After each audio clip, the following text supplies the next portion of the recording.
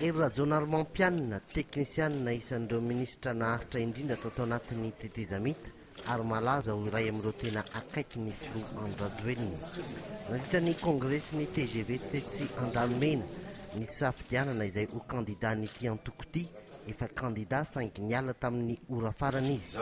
Ankehitriny kandida ho filoha indray Ery saingy no amafisiny fa tsy ny filohan'ny tetezamita no ao ambadiny. Ny tena hoe fifampidiniana dia mbola tsisy satria fanapahan-kevitro manokana rehetra fa miezaka ny andresinahitra ny rehetra amin'izany fanapahan-kevitra izany. Fantatro fa latsaka katerena ny firenena, sahira ny ankolafy maro samihafa izay no hijoroako aloha. Izany resilahitra aloha fantatro fa betsaka ny resilahitra ka dia mandroso aho ary dia hitarika. Kandida roa Jules Etienne sy Cool Roger no mitambatra hanolotra azy. Tsy maintsy mbola hiandry ny fanapahan'ny CES farany izy vao afaka tena milaza fa kandida.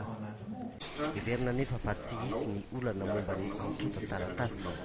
Ankoatra azy, andrasana ihany koa ny fanapahan'ny CES momba ireo fitakiana napetraka ireo kandida maromaro hatramin'ny omaly arivo.